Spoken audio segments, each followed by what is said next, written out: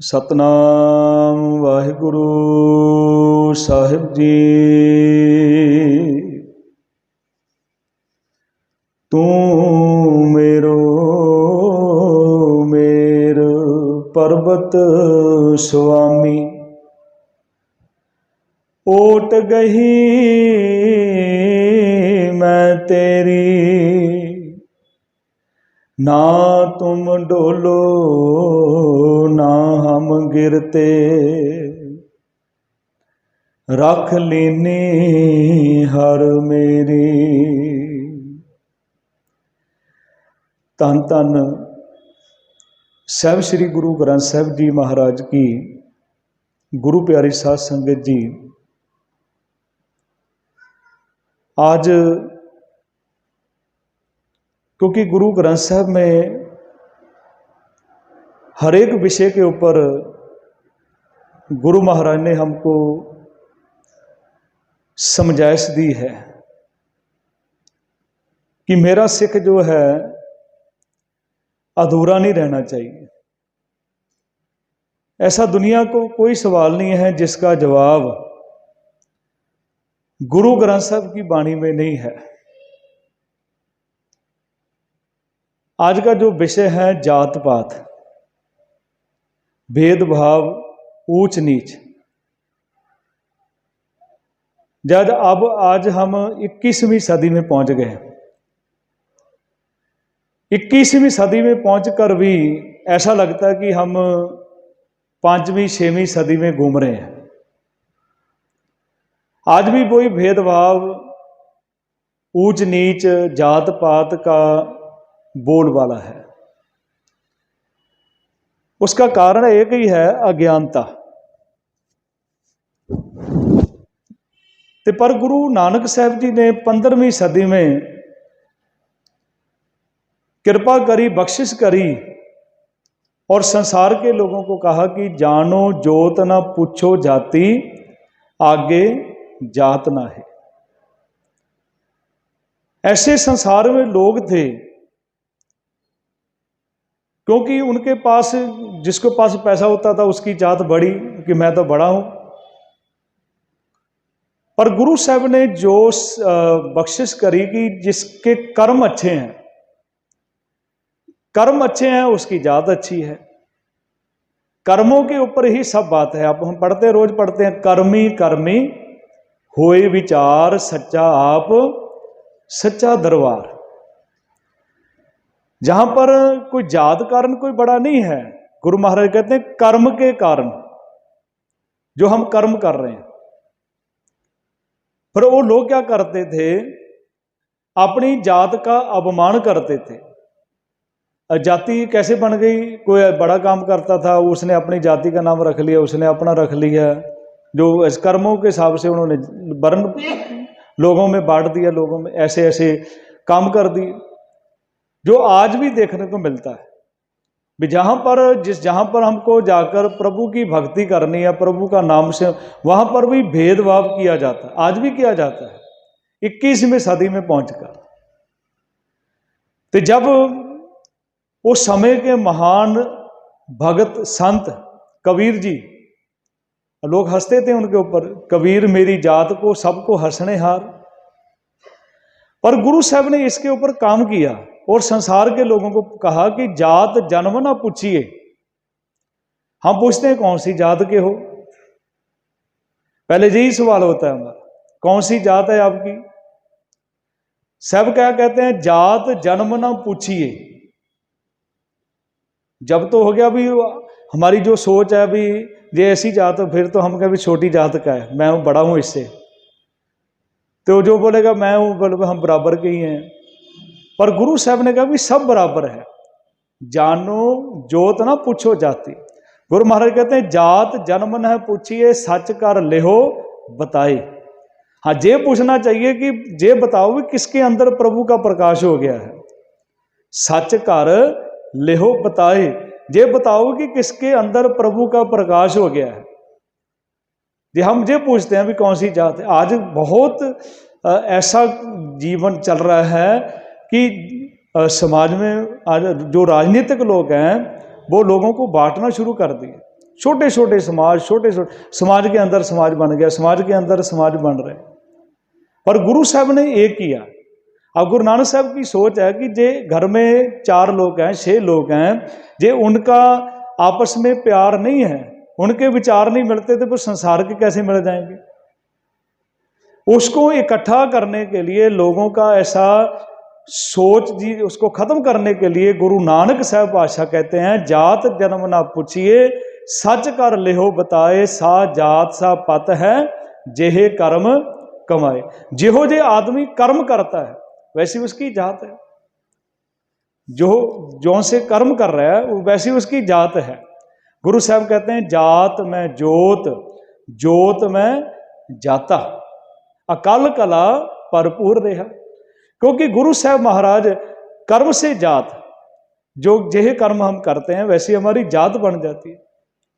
उदाहरण ऐसा नहीं कि गुरु साहब महाराज ने, जो गुरु ग्रंथ साहब की वाणी है ना, जो उसमें 35 महापुरुषों की गुरबाणी को दर्ज किया गुरु साहब, और आप चलकर गए जगह जगह पर जाकर उनकी वाणी को इकट्ठा किया। 35 महापुरुषों की वाणी है और उनकी वाणी को इकट्ठा किया जिन्होंने एक ही बात की है। परमात्मा तो एक है ना, अकाल पुरख एक है और सबके अंदर है। जो हम पढ़ते हैं ना, एक ओंकार, परमात्मा एक है और सबके अंदर है।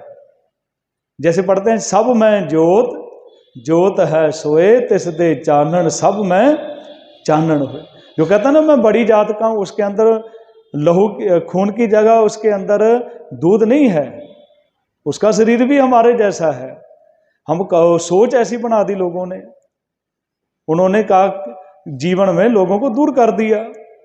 चाहे कबीर साहब की बात करो, रविदास जी की बात करो, भगत नामदेव जी की बात करो, उनको तो मंदिर से धक्के मार के निकाल दिया। आप छोटी जात के हो, आप प्रभु का सिमरन नहीं कर सकते, हम बड़े हैं। तो उन जब धक्के मारे तो भगत नामदेव जी बाहर आ गए और वो प्रभु से बात कर रहे हैं। उन्होंने कहा कि प्रभु, हस्त खेलत तेरे देहोरे आया, भगत करत नामा पकड़ उठाए। मैं तो बहुत खुशी से आया था कि तू प्रभु जहां पर रहता है, किसी ने देखना हो तो जहां पर हिंगोली के पास महाराष्ट्र में वो छोटा सा एक स्टेशन है, औंडा, नागनाथ का मंदिर है, वहां वो मंदिर में गए थे। तो भगत नामदेव जी कहते हैं, मैं तो बड़ी खुशी से आया था, हस्त खेलत तेरे दोहरे आया।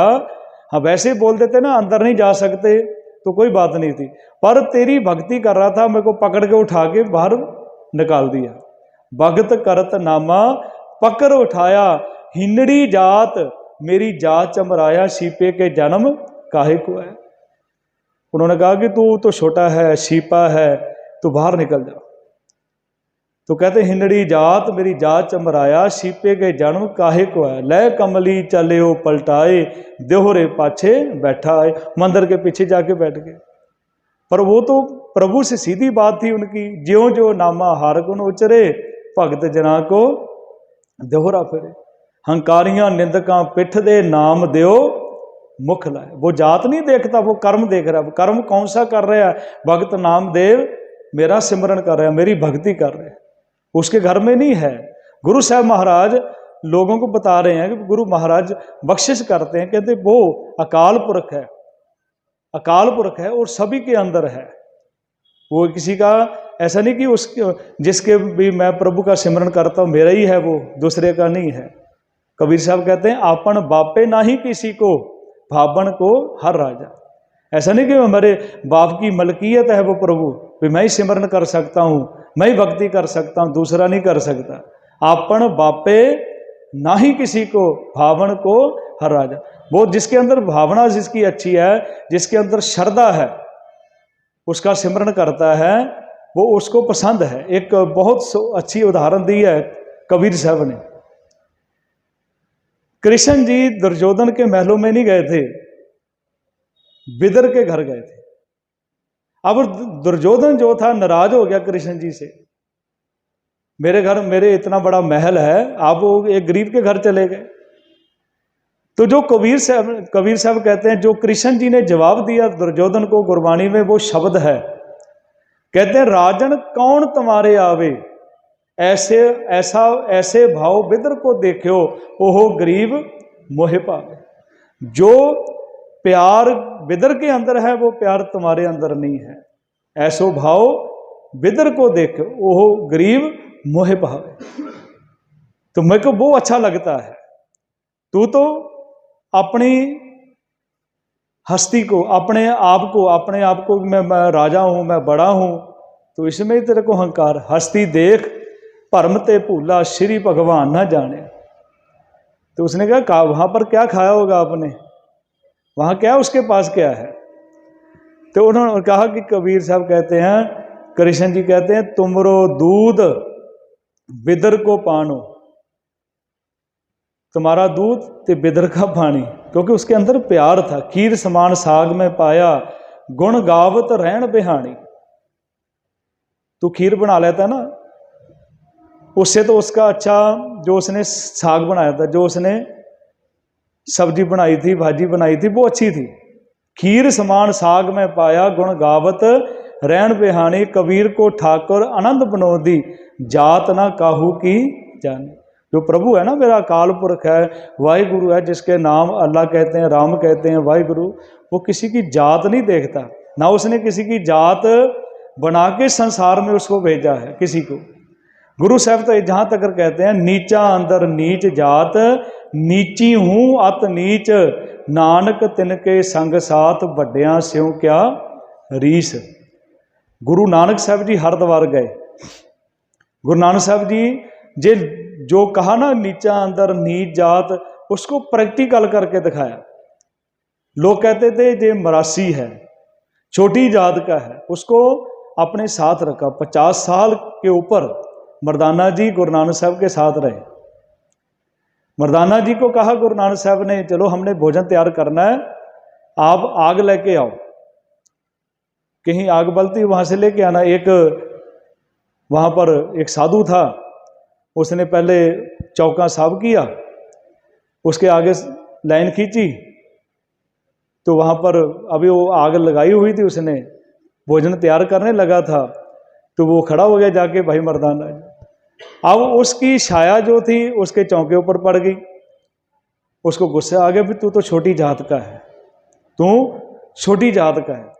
अब उस धरती के ऊपर, हरिद्वार की धरती पर, मर्दाना जी आगे आगे, वो साधु जो पीछे पीछे, उसकी आंखों में भी आग, उसकी जवान पर भी आग, और उसके हाथ में भी आग। आगे आगे मर्दाना जी आ रहे हैं, पीछे पीछे वो जा रहा है। गुरु नानक साहब जी के पास चले गए। गुरु साहब महाराज शिकार आ गया है। गुरु महाराज ने उसको कहा, साधु को कहा कि आप क्यों परेशान हो रहे हो, मर्दाना तेरे को आग लेने के लिए भेजा था, अब इनको क्यों परेशान कर रहा है, साधु को क्यों परेशान कर रहा है। महापुरुष अपना खाना तैयार करते। गुरु महाराज आपने आग लेने भेजा था, ये आग देने नहीं आ रहा, ये आग लगाने आया है। तो फिर गुरु साहब ने उसको पूछा, ये तो मेरा भाई है। उसको क्या कहते थे गुरु नानक साहब जी, मेरा भाई है, भाई मर्दाना मेरा भाई है। उसको प्रैक्टिकल करके गुरु साहब ने दिखाया, मेरा भाई है। 50 साल के ऊपर रहे गुरु नानक साहब के साथ। गुरु महाराज कहते, जो गंध खाते हैं, वो पंछी जो गंध खाते हैं, वो ऊपर से निकल जाए, उसको कोई फर्क नहीं पड़ता, तुम्हारे चौके को, तुम्हारे चूल्हे को कोई फर्क नहीं पड़ता। पर एक प्रभु का कीर्तन करने वाला, एक प्रभु का नाम सिमरन करने वाला, वो तुम्हारे पास आ गया, उससे तेरा चूल्हा जो था, चौका जो था, भ्रष्ट हो गया। उसको गुरु साहब ने समझाया। गुरु साहब महाराज के पास बैठा।